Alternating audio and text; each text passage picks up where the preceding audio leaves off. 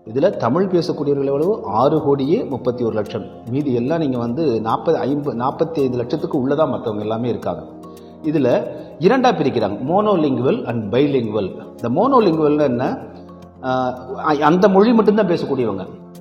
Bilingual அப்படின்னா இல்லை trilingual அப்படின்னு வந்து பார்த்தீங்கன்னா 2 மொழி பேசக்கூடியவங்களை பைலிங்குவல் சொல்லுவாங்க. ட்ரைலிங்குவல்னா 3 மொழி பேசக்கூடியவங்க. இதையும் பிரிச்சிருக்குது இந்த ஆவணம், இந்த கணக்கெடுப்பு.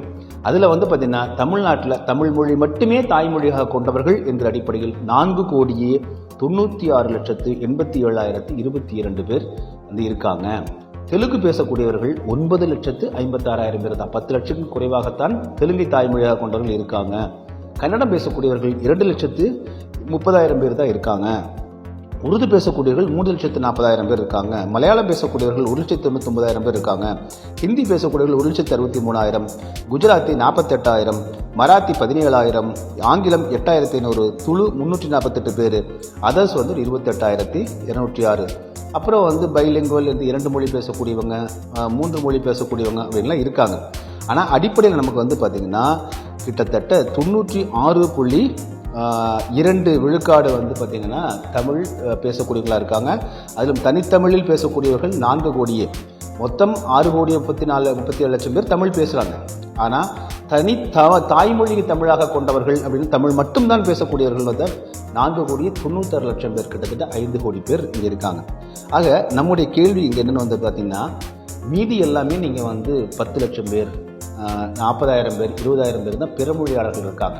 ஆக பெரும்பான்மையாக இந்த தமிழ்நாட்டில் வாழக்கூடியவர்கள், வசிக்கக்கூடியவர்கள் கிட்டத்தட்ட நீங்கள் வந்து 5 கோடி பேர் தனித்தமிழ் பேசக்கூடியவர்களாக இருக்காங்க அப்படிங்கிறது இந்த புள்ளி உரை சொல்லுது. ஒரு நமக்கு வந்து தோராயமாக கணக்கிட்டாலும் கூட பெரும்பான்மை சமூகமாக இது இங்கே இருக்கக்கூடியது தமிழர்கள் அப்படிங்கிறது இருக்குது. இப்போ கேரளாவில் போனால் மலையாளம் பேசக்கூடியவர்கள் பெரும்பான்மை, ஆந்திரா போனால் தெலுங்கு பேசக்கூடியவர்கள் பெரும்பான்மை, கர்நாடகா போனால் கன்னடம் பேசக்கூடியவர்கள் பெரும்பான்மை, மற்றவங்களாம் சிறுபான்மையாக இருக்காங்க, குறைந்த அளவில் இருக்காங்கன்னு அர்த்தம். அதே கணக்கு தான் இது. இப்போது தமிழ் தேசியம் என்பது என்னன்னா, இந்த பெரும்பான்மை மக்களுக்கு வேலை வாய்ப்பிலும் வாழ்வதற்கும் எல்லாவற்றிலும் ஆட்சி அதிகாரத்திலும் முன்னுரிமை அளிக்கப்பட வேண்டும்.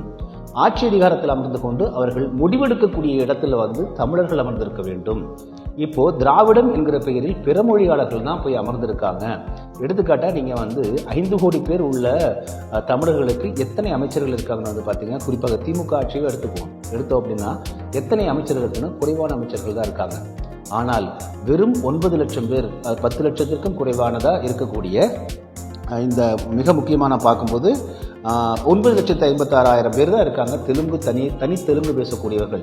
இந்த 10 லட்சம் பேர் இருக்கக்கூடிய இதில் வந்து பார்த்திங்கன்னா கிட்டத்தட்ட 9 அமைச்சர்கள் தெலுங்கு தாய்மொழியாக கொண்ட அமைச்சர்களும், எம்எல்ஏக்கள் வந்து பார்த்திங்கன்னா பல 10 எம்எல்ஏக்களும் இருக்காங்க. அரசு அதிகாரிகள், காவல்துறை அதிகாரிகளும் பெரும்பான்மையானவங்க வந்து பார்த்திங்கன்னா நிறைய அதிகமான கூடுதல் ரெப்ரசன்டேஷன் வந்து பார்த்திங்கன்னா தெலுங்கு தாய்மொழியாக கொண்டவர்களுக்கு இருக்குது அப்படிங்கிறது தான் இருக்கக்கூடிய நிலைமை. எனவே 4,96,00,000, 5 கோடி பேர் உள்ள தமிழ்நாட்டில், தமிழர்கள் உள்ள தமிழ்நாட்டில் 10 லட்சம் மட்டுமே இருக்கக்கூடிய தெலுங்கை தாய்மொழியாக கொண்டவர்கள் இவ்வளவு ரெப்ரசன்டேஷன், 9 அமைச்சர்கள் அவங்கங்க. அப்போ என்ன ஆகுது இதில்? அப்போ வந்து தமிழர்களுக்கான இப்போ என்ன சொல்கிறாங்க, கீழடியே திராவிட நாகரிகம் அப்படின்னு கொண்டு வர விரும்புகிறாங்க. தமிழர் சங்க இலக்கியங்கள் எல்லாம் திராவிட இலக்கியங்கள் அப்படின்னு கொண்டு வர விரும்புகிறாங்க. தமிழருடைய வரலாற்றை வந்து இல்லை தமிழர்களுக்கு வரலாறே இல்லை, தமிழர்களுக்கு தலைவர்களே கிடையாது, தமிழ் தேசியம் என்பது பிரிவினைவாதம் என்பதாக கொண்டு வராங்க. ஆக இப்படி ஒரு சூழ்ச்சியோடும் நயவஞ்சகத்தோடும் இந்த திராவிடம் என்கிற பெயரில் இவர்கள் செயல்படுகின்ற அந்த ஒரு காரணத்தைத்தான், அதைத்தான் எல்லாமே தமிழ் தேசியவாதிகள் எதிர்க்கிறோமே தவிர எந்த ஒரு நீங்கள் வந்து பிறமொழியாளர்களை நாம் ஒருபோதும் விருப்பதில்லை. யாதும் ஊரே யாவரும் கேளீர், அன்பை உலகிற்கு போதித்த அப்படிப்பட்ட ஒரு தமிழர் இனம், அறத்தோடு வாழக்கூடிய இனம், ஒருபோதும் எந்த உயிர்களுக்கும் துன்பமளிக்க கூடாது என்று கொள்கையோடு இருக்கக்கூடிய ஒரு தமிழர் இனம் அவ்வாறு செய்யாது. எனவே இது ஒரு திரிப்பு வேலை. வேண்டுமென்றே தமிழ் தேசியவாதிகளை வந்து தவறாக இத்தனை ஆண்டுகாலம் சித்தரித்து விட்டார்கள். இனியெல்லாம் அது முடியாது. எனவே இப்படிப்பட்ட இதற்கான உரிமை, முன்னெடுக்கும் உரிமை பிறமொழியாளர்களுக்கு அவர்களுக்கு என்ன ரெப்ரசன்டேஷனாக கொடுங்கன்னு தான் சொல்கிறாங்க. தமிழ் தேசியவாதிகளுடைய கொள்கை என்னென்னா, இங்கே வாழக்கூடிய பிறமொழியாளர்களுக்கும் அவர்களுக்கு பிரதிநிதித்துவம் அளிக்கப்பட வேண்டும், முறையாக அளிக்கப்பட வேண்டும். அதோட ரேஷியோ என்னவாக இருக்கணும்? 5 கோடி பேர் உள்ளவனுக்கு எத்தனை எம்எல்ஏ, எம்பி, 10 லட்சம் பேர் உள்ளவங்களுக்கு 9 அமைச்சர்கள், அது கேபினட் அமைச்சர்கள், மிக முக்கியமான பொறுப்புகள் எல்லாம் வந்து அவர்கள் தான் அமர்ந்திருக்கிறார்கள். தமிழ் இங்கே இந்து சமய அறநிலைத்துறைன்னு சொல்கிறோம், ஆனால் இங்கே இந்துங்கிறது இல்லை, சைவமும் வைணவமும் தான் இருக்குது. பிறகு வந்து பார்த்தீங்கன்னா வள்ளலாருடைய நெறி இருக்குது, ஐயா வழி நெறி இருக்கிறது, பல நெறிகள் இங்கே இருக்கின்றன. எனவே இது தமிழர் மெய்யியல் தான். அது இந்த தமிழர் மெய்யியலில் வந்து பார்த்தீங்கன்னா யார் வந்து அங்கே இருக்காங்கன்னா ஒரு தெலுங்கு தாய்மொழியாக கொண்டு வரதான் இந்து சமய அறநிலையத்துறை அமைச்சராக இருக்காரு. எப்படி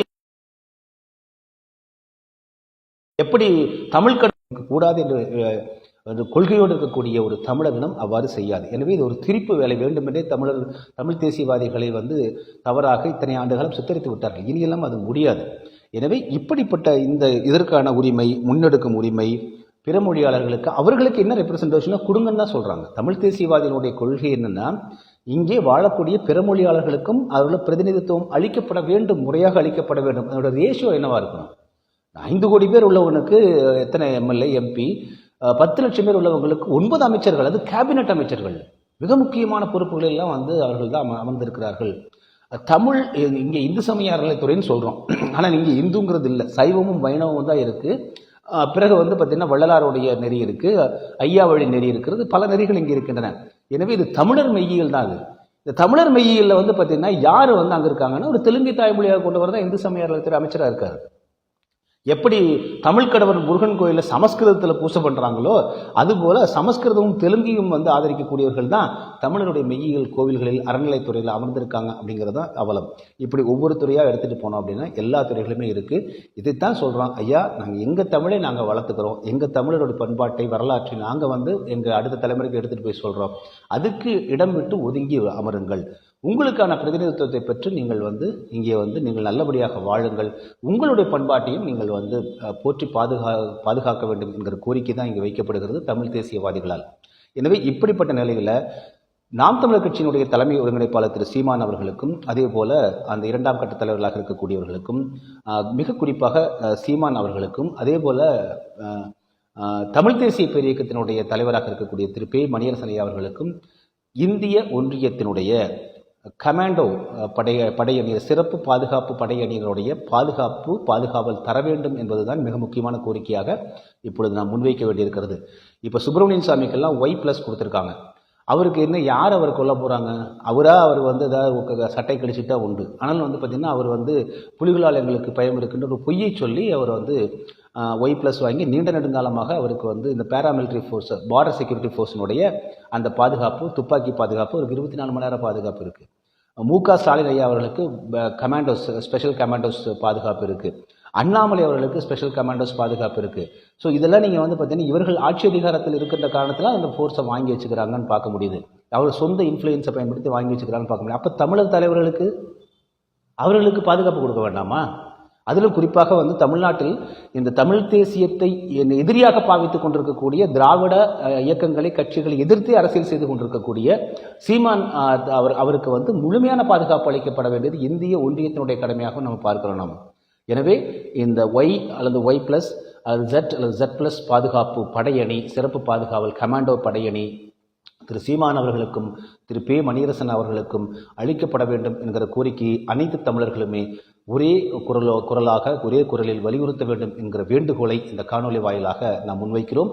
எனவே தமிழ் தேசியம் என்கிற தமிழருடைய அடையாளத்தை மீட்டெடுப்பது, தமிழருடைய தொன்மை வரலாற்றை நிலைநிறுத்துவது, அடுத்த தலைமுறைக்கு தமிழருடைய பண்பாட்டையும் வரலாற்றையும் தொன்மையும் வரலாற்றையும் எடுத்துச் செல்ல வேண்டிய மிக முக்கிய கடமை இருக்கிறது.